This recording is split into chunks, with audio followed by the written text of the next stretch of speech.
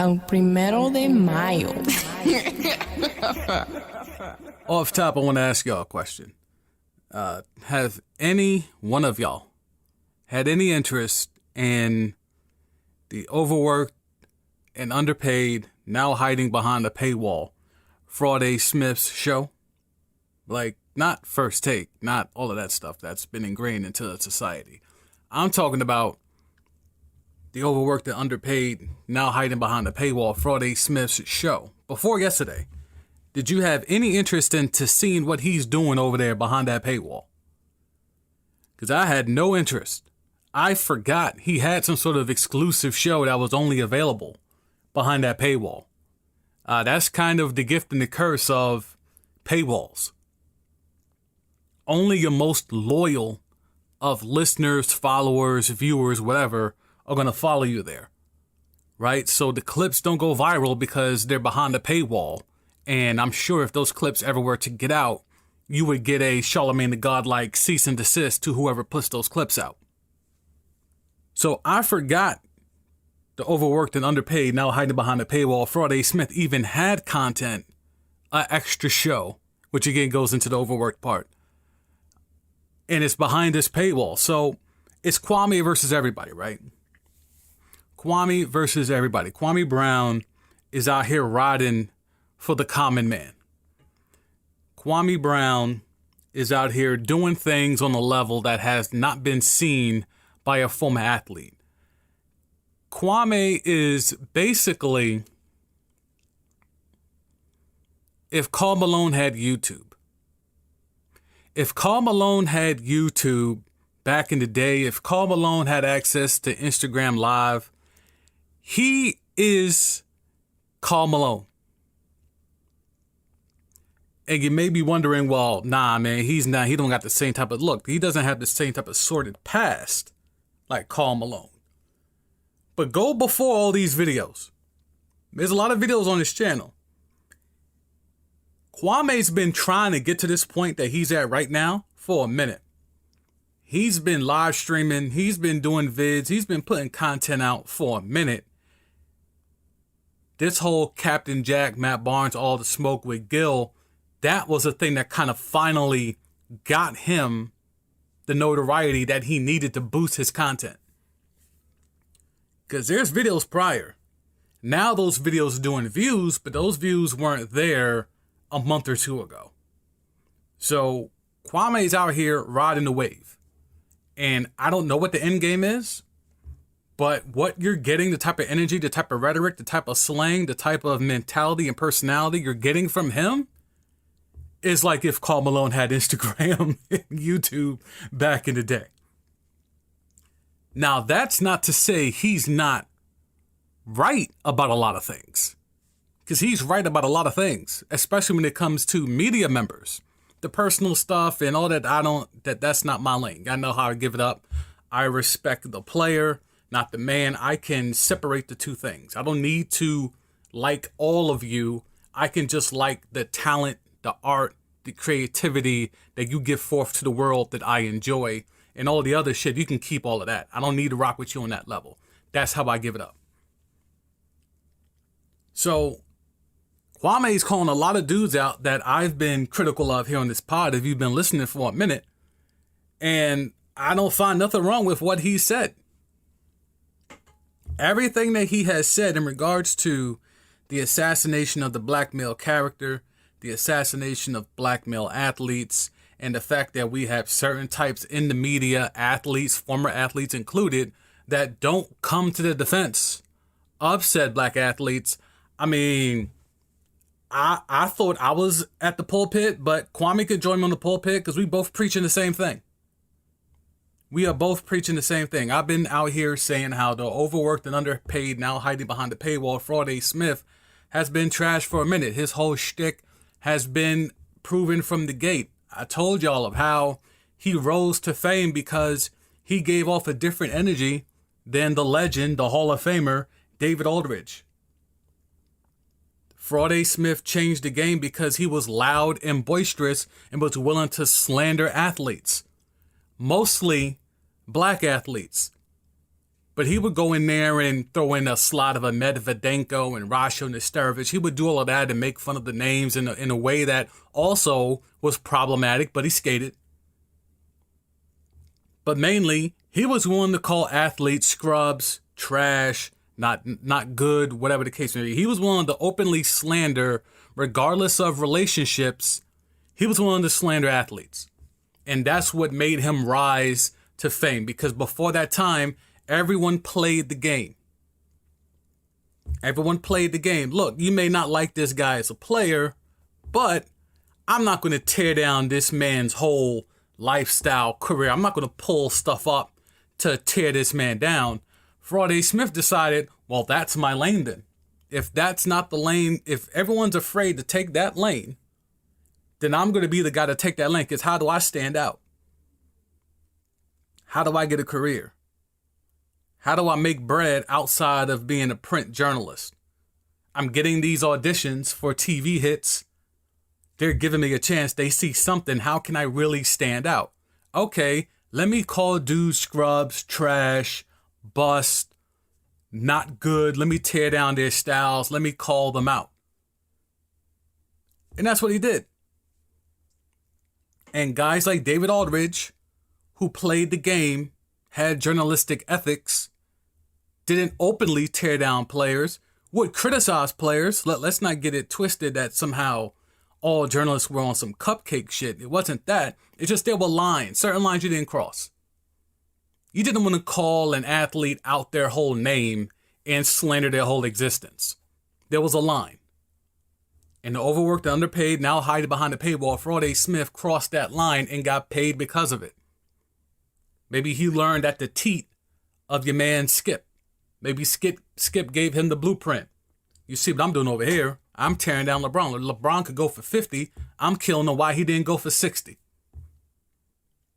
So you follow the lane. You're suckling at the teat of Skip, and you learn the game.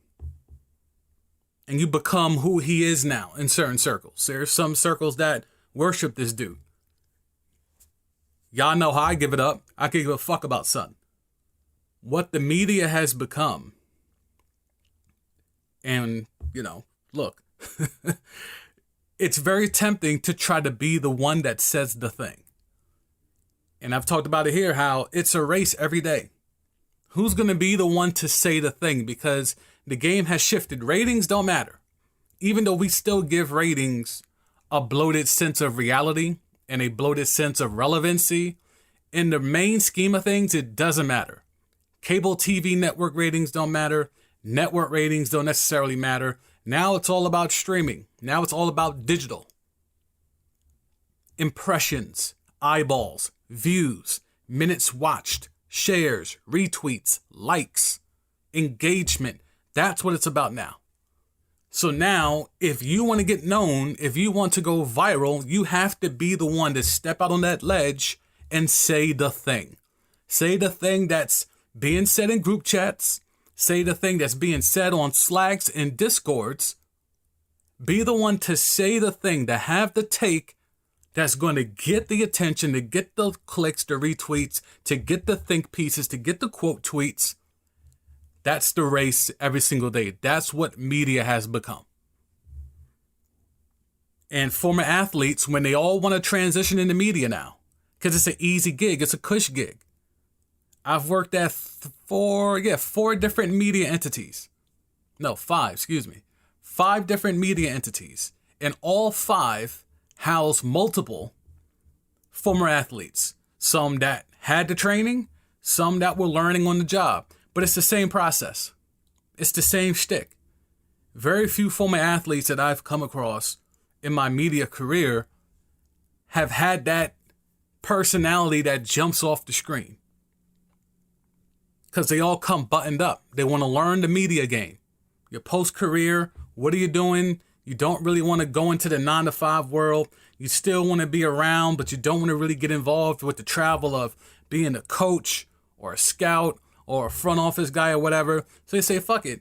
I'll play the crib, or I'll be able to, if you're able to get to the 4-letter network, be in Bristol, be on the East Coast, and I'll do that thing. Or now, because of technology, Zoom and things like that, I could be at the crib anywhere and still be able to contribute to a national TV audience. So now it's even easier. So former athletes are getting into the game. And at one point in time, it made sense and it seemed to be like an impactful thing for athletes to have their own ventures. You know, you talk about KD's got his own, LeBron got his own, Brandon Marshall and them got his own for the football players. And then you have, entities like All the Smoke with Captain Jack and Matt Barnes and, No Chill Gill, all of that stuff. All athletes are now curating their own voice. They're curating their own sound. They're curating their own opinions. The problem is, just like the media, the journalistic media would skew towards certain angles.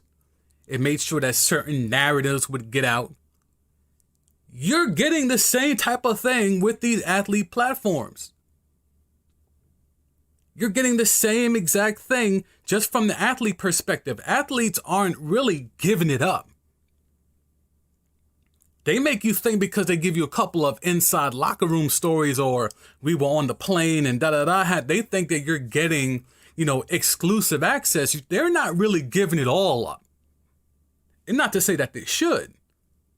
But don't sell the idea of, we're going to give you our perspective, unbiased, not journalist.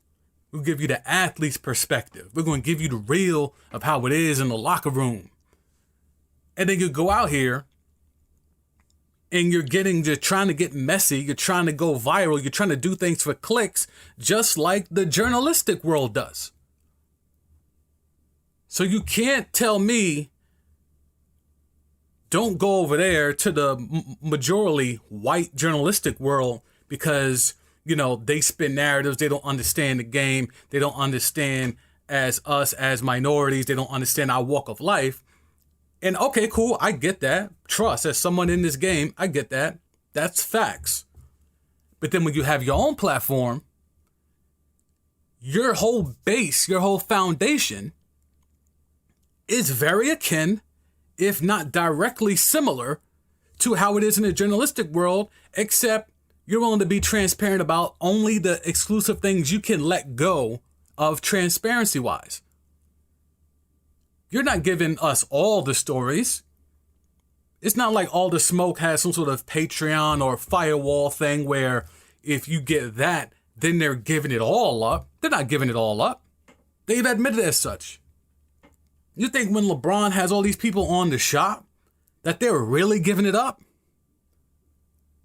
You think when LeBron does all these documentaries and things like that, you think he's really giving it up?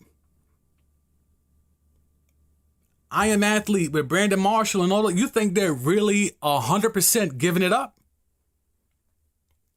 But they're selling it like it is. Out of 100%, they're probably giving it up 30 to 40%.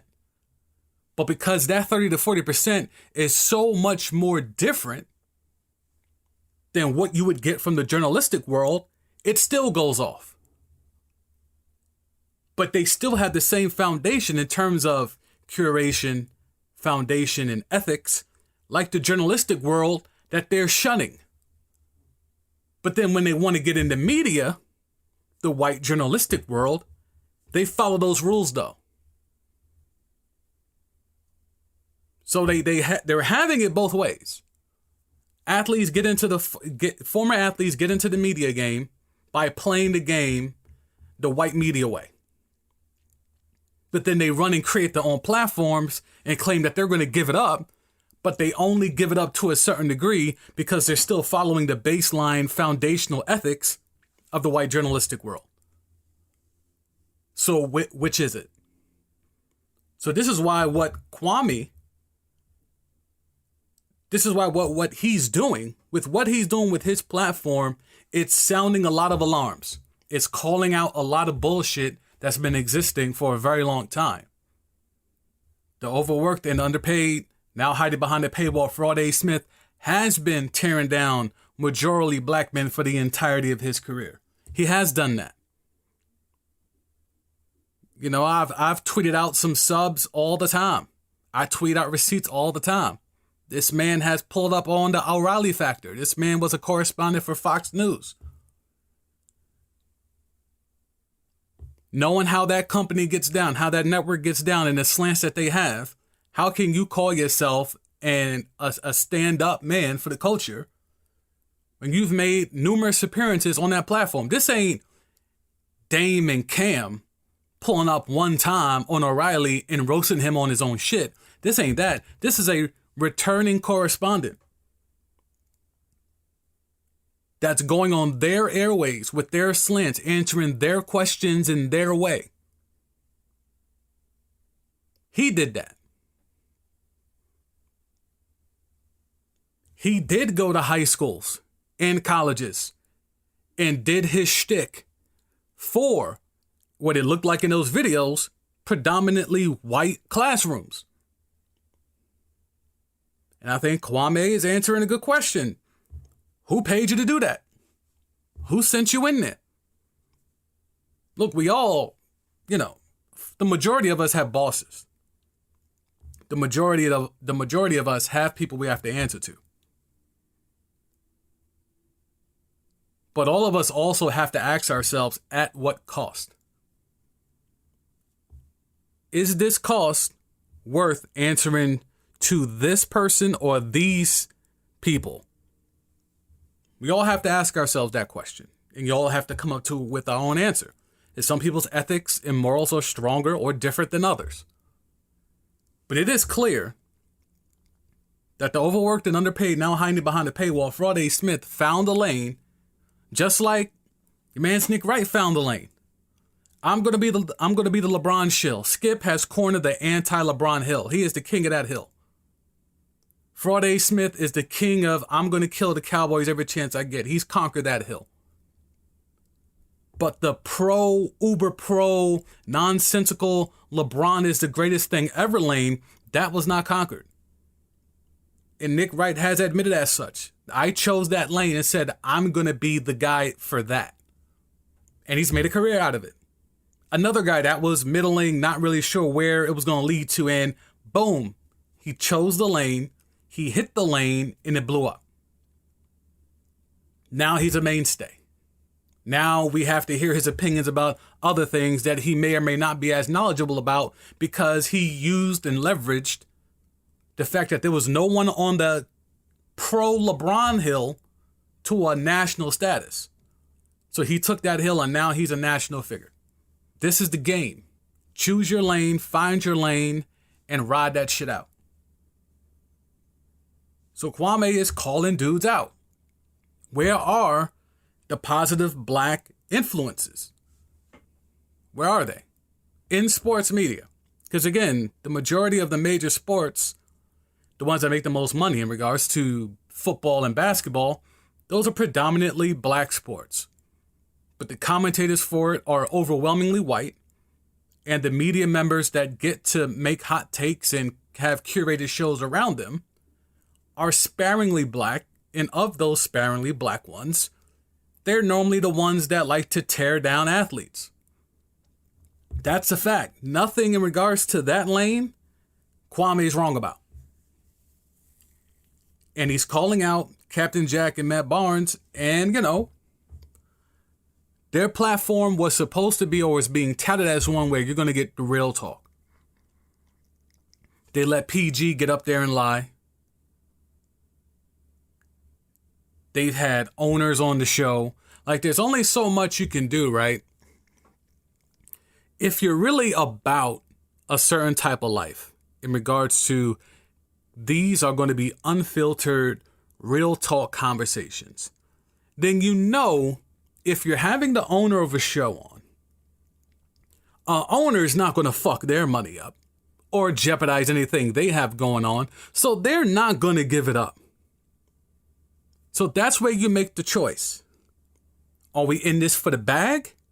Or are we in this to stay authentic to what we are? And that's a choice. Most people are going to do what they got to do to keep the bag. Most people aren't going to stand on their ethics and say, nope, I'm turning down this money. I'm turning down this money because I don't want to have that person on here, because if I have that person on here, that person's not going to give it up like how we give it up to the audience. That's a choice. You have to be able to live with that, no matter what way you decide to go on that.